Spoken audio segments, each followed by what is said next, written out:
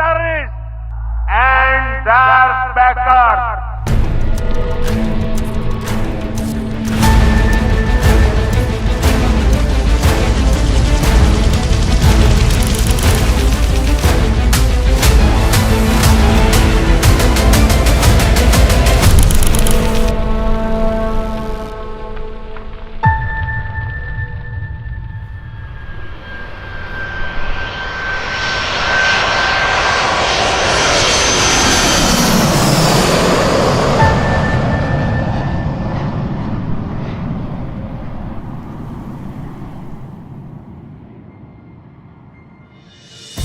Operation Sindoor केवल एक सैन्य कार्रवाई नहीं, बल्कि यह भारत सरकार के होल ऑफ गवर्नमेंट अप्रोच का जीवन प्रमाण था, जहां पॉलिटिकल विल और मिलिट्री पावर ने आतंकियों पर एक साथ निर्णायक प्रहार किया।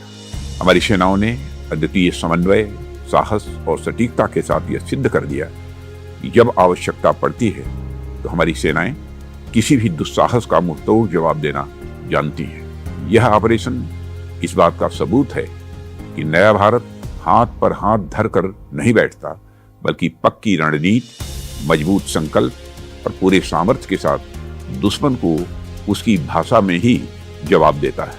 ऑपरेशन सिंदूर ने यह स्पष्ट कर दिया कि जरूरत पड़ने पर भारत न तो समय देखता है और न ही कोई सीमा। भारत अपने द्वारा तय की गई समय सीमा में दुश्मनों को नष्ट नाबूद करने की ताकत रखता है। ऑपरेशन सिंदूर केवल दुश्मनों पर जीत की कहानी नहीं, बल्कि उस आत्मविश्वास का प्रतीक है जहां 140 करोड़ भारतीयों की इच्छा शक्ति हमारे सैनिकों के साहस में बदल जाती है।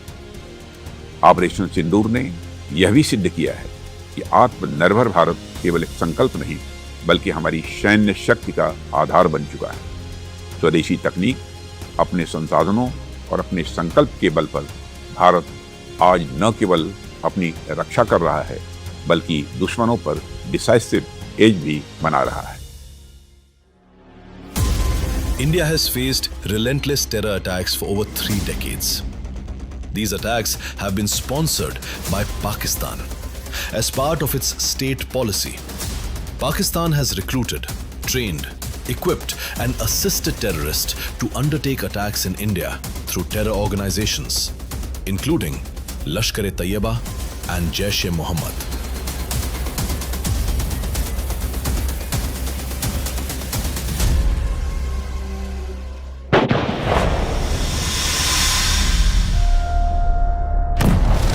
The Mumbai terror attacks of 2008 were a coordinated assault that struck India's financial capital, leading to loss of many innocent lives and damage to property. This is the face of terror. A 21-year-old boy from Pakistan. The attack was linked to Lashkar-e-Taiba, a group operating with impunity across the border in Pakistan. India submitted proof of Pakistan's involvement to the world, but the perpetrators linked to Pakistan stayed free. In 2016, the Pathankot airbase was attacked.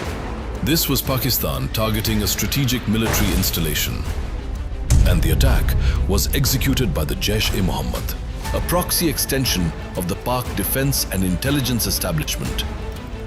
Terrorists were neutralized by Indian defense forces at the base itself. India chose diplomacy, seeking joint investigation, but Pakistan's inaction exposed its duplicity.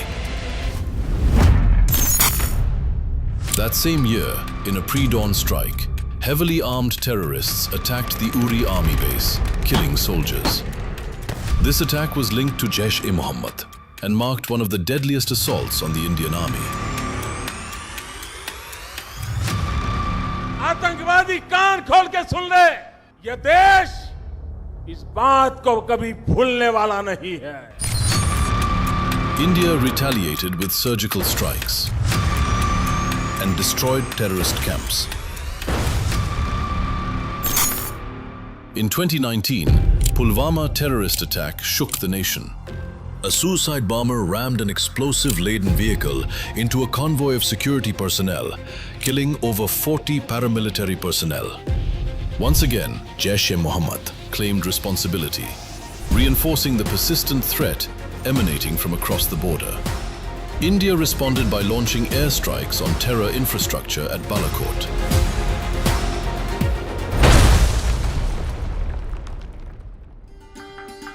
Jammu and Kashmir had witnessed a remarkable transformation after the abrogation of Article 370. This progress, however, posed a direct challenge to Pakistan, who had inimical designs and was focused on using terrorist groups to keep the region unstable. Therefore, on April 22, 2025, the Pahalgam attack was not just an act of terror.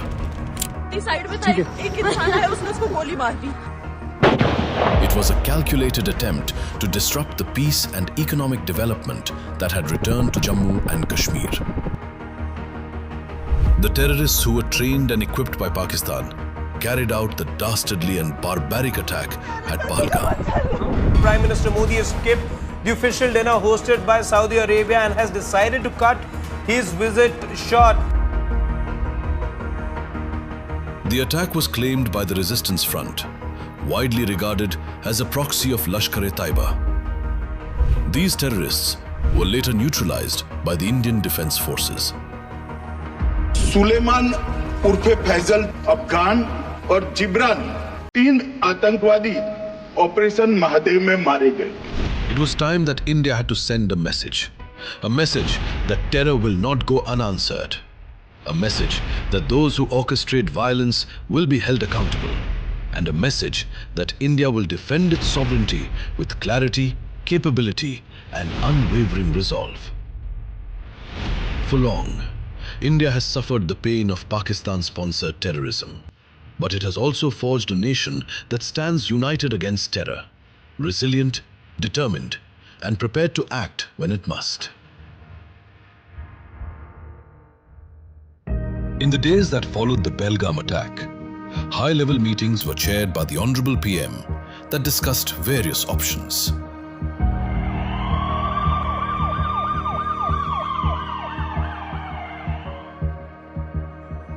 The Raksha Mantri and the National Security Advisor, in close consultation with Indian intelligence agencies and the Chiefs of Staff Committee, assessed the situation and charted the way ahead.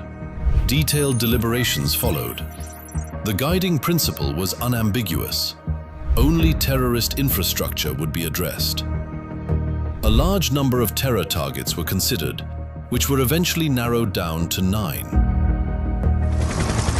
The Indian Defence Forces over the last few years have undertaken various exercises to enhance jointness, integration, and interoperability. These assisted when the moment of crisis arrived. Once the objectives were clearly defined, the execution framework was set. Commanders were given complete operational freedom, empowered to determine the intensity of response and to choose the time and place best suited for maximum effectiveness. हमने आतंकवादियों को मिट्टी में मिलाने के लिए भारत की सेनाओं को पूरी छूट दे दी. A comprehensive escalation matrix was discussed, deliberated, and clearly drawn out. This ensured that actions were not reactive, but calibrated, prepared, and controlled. A system that combined political direction, intelligence inputs, and military capability into a single, coherent strategy. At the forefront were India's cyber and space capabilities. Even before kinetic actions commenced, cyber assets were actively employed to monitor Pakistan's critical systems. Simultaneously, space-based assets were repositioned to enable multiple revisits over areas of interest with the help of ISRO. India's intelligence agencies also sprang into action. At the heart of this integration was the Joint Operations Control Center, supported by a robust and secure joint communication architecture.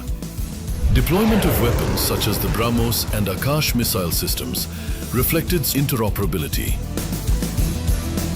Secure and integrated communication networks also enabled the establishment of a highly effective air defense grid, with indigenous equipment playing a major role. Logistics. the backbone of military success, operated with exceptional efficiency. Equipment and resources were moved seamlessly across vast distances in very short time frames. Operation Sindoor was, in every sense, a first-of-its-kind multi-domain operation. Traditional domains of land, sea and air were seamlessly integrated with emerging domains of cyber, space and cognitive warfare. Equally significant was the whole-of-nation approach that underpinned the operation, including civil defense and blackout drills. The Honorable Raksha Mantri galvanized the Ministry of Defense into a cohesive and highly responsive entity. Interdepartmental coordination ensured that the defense forces were fully supported, logistically, administratively, and operationally. He provided clear direction and leadership. आतंकवादियों और उनके आकाओं के लिए सरहद पार की जमीन भी सुरक्षित नहीं रह गई।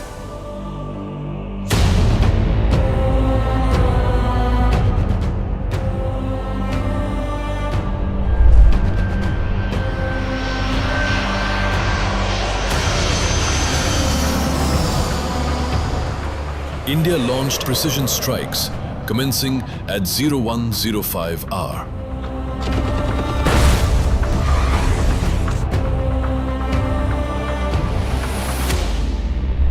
Nine targets in Pakistan-occupied Jammu and Kashmir and Pakistan were hit.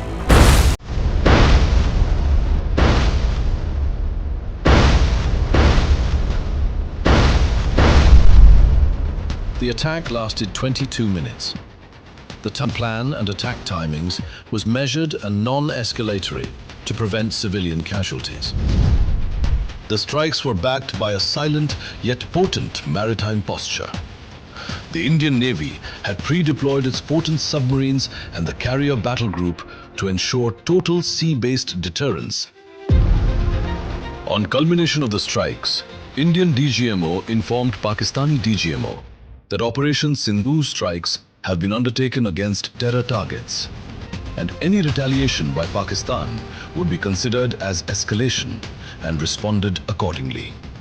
India also offered to commence talks. Pakistan refused to talk and threatened India of military actions.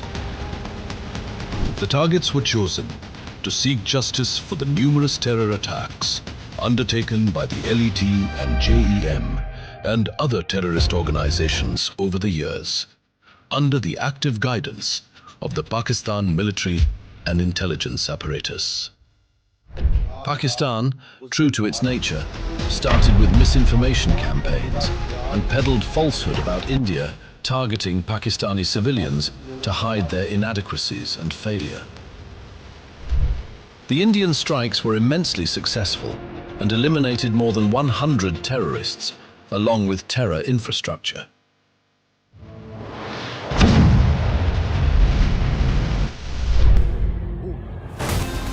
Bahawalpur से इस टाइम रिपोर्ट कर रहे हैं आपको कि मौलाना मसूद अजहर साहब के मदरसे में 4 धमाके हो चुके हैं.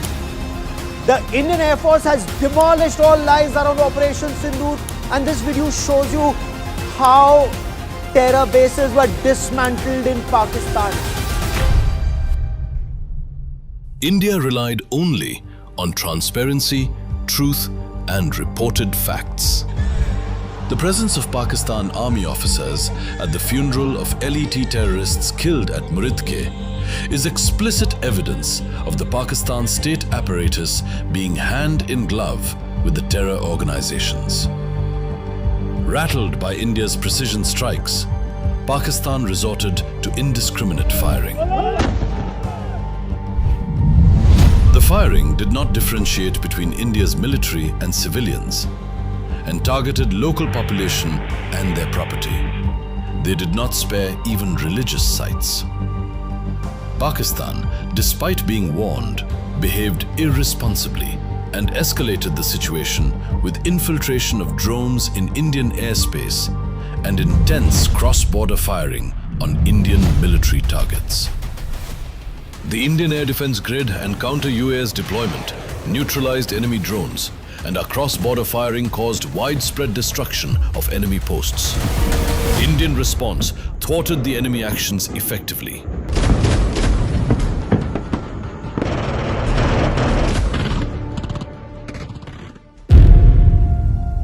Pakistan was again given an opportunity to cease hostilities. Pakistan did not mend its ways and continued ceasefire violations along the line of control. It continued attacking Indian cities, airfields, troop deployments, and military installations. Once again, they targeted innocent civilians and their property. The enemy was trying to provoke India. India held its nerve and gave a proportionate response. The uncoordinated Pakistan drones were overwhelmed by India's active air defense from Kashmir to Gujarat and could not cause any significant damage.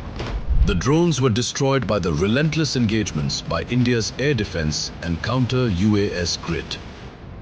The Indian Army gave a befitting reply to cross-border firing by Pakistan. Pakistan attempted another misadventure when its fighter aircraft attempted to approach Indian airspace. It was immediately detected. The aerial package was forced to return by our alert surface-to-air missile deployments. The weapons launched by Pakistan fell intact within Indian territory. The time to respond to continued Pakistan belligerence had come. The Indian Air Force prepared for a strike into Pakistan, targeting their radars and air defense sites. The Indian Air Force attacks on Pakistan air defense radars and missiles led to vast gaps in Pakistan's aerial surveillance.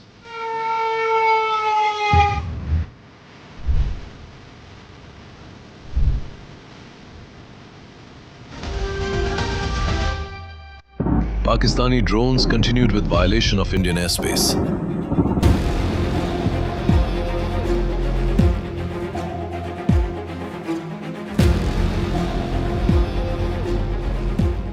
Pakistan also remained oblivious to differentiation between military and civilian targets. India responded appropriately and rationally. Indian Army and Border Security Force targeted the Pakistani bases and locations being used for cross-border firing.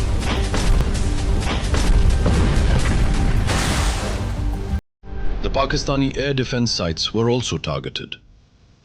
The Indian strategy was to create resistance-free corridors in the Pakistani airspace to assist future operations in case Pakistan did not cease hostilities. The loss of Pakistan's surveillance capability caused disarray in their assessment of the battle situation and response mechanism to the Indian Air Force attacks. Pakistan was left numb and blinded. The Indian Navy, along with Coast Guard, was maintaining its positions in Arabian Sea and ensured sea control. The reconnaissance aircraft, supported by space assets and intelligence networks, kept Pakistani ports under constant surveillance. India continued to dominate the escalatory ladder through a well-coordinated intelligence grid. Pakistan leadership was found peddling falsehoods and were constantly getting fact-checked by the world media. Meanwhile, it was revealed by Indian intelligence agencies that Pakistan was planning to launch Operation Bunyan and Marsoos against India. India started preparations for a retaliatory strike if Pakistan undertakes any escalatory operation. Pakistan launched missiles, rockets, drones, and air-to-surface missiles on Indian airfields. These missiles were successfully intercepted by Indian airfield air defense systems. Indian Air Force launched counter-strikes on Pakistan's important forward and depth bases, for which the corridors were cleared earlier. Indian Air Force targeted air bases of Noor Khan, Murid, Sargodha, Rafiki, Rahim Yar Khan, Jacobabad, Sakkar, and Bholari. These bases were struck preemptively as Pakistan was preparing to use them for Operation Bunyan and Marsoos. The strikes destroyed strategic assets like the airborne early warning and control aircraft, transport aircraft, UAVs, and large number of fighter jets. Indian Air Force's S-400 air defense system successfully targeted enemy aircraft at more than 300 kilometers. These strikes were not merely a tactical blow. It was a strategic message that India has the reach, the intent, and the means to respond decisively. बुलाड़ी airbase पे ये दो धमाके हुए हैं। वही सामने धमाका हुआ है। घर के ऊपर खड़ा हूँ, ये सामने अभी धमाका हो गया, अभी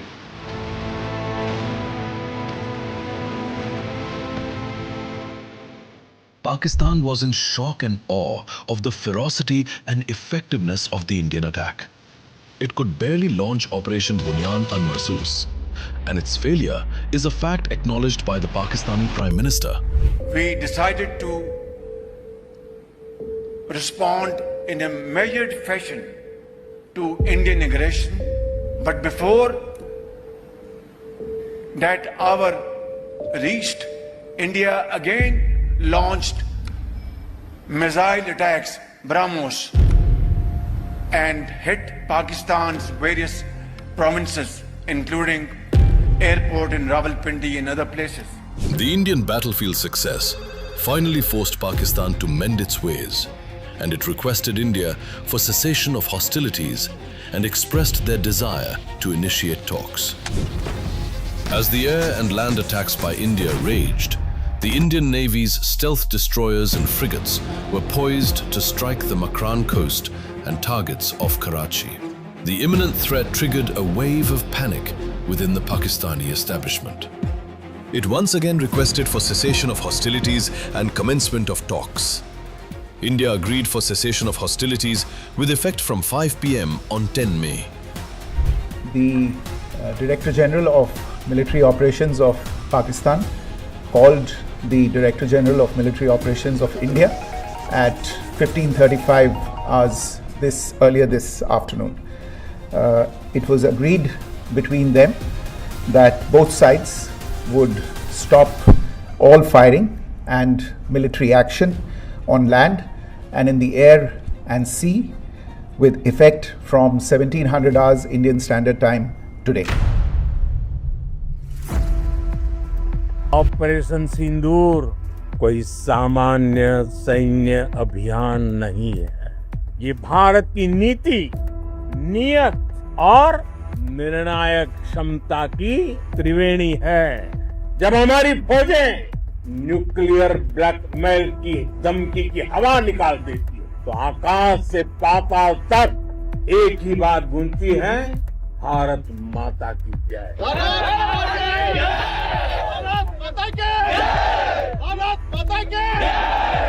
We sent a message that our actions were against terrorists and not the Pakistan forces.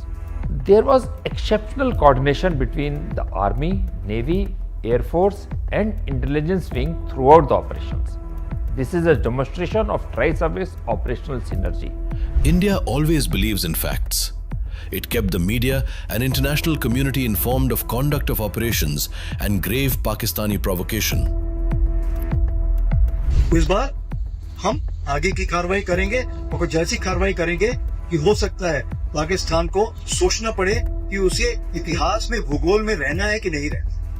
अगर उसे भूगोल में अपनी जगह बनानी है तो उसके लिए उसका देश जो टेररिज्म को स्पॉन्सर कर रहा है उसे रोकना पड़ेगा। The aggressive posturing and the immediate actions which we took, including deployment of carrier battle group in the northern Arabian Sea, forced the Pakistan Navy to remain either in their ports or airports or close to Makran coast.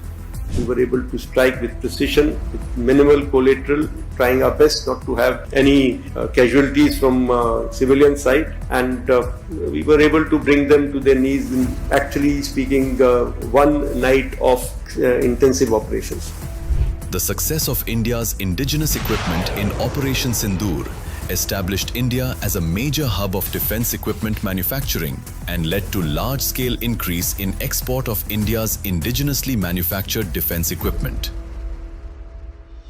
Op Sindoor is different from all the wars India has fought up till now. The operation demonstrated the ability of Indian Armed Forces to conduct multi-domain operations, a capability created through jointness, integration and capability building in the new domains of warfare. We dominated the enemy in all domains and dimensions of the conflict. Operation Sindoor also demonstrated superior situational awareness at every level of escalation. The battlefield transparency that the Indian forces achieved over each of its missions, their results, and what we denied to the enemy helped us to prevail on a winning note. Clear political directions, seamless coordination with other instruments of national power, and use of indigenous technologies and platforms helped us to achieve politico-military objectives identified for the conflict. A year on, Sindoor stands as a victory of facts over false narratives and professionalism over antagonism. When India decides, India delivers decisively, responsibly, and on its own terms.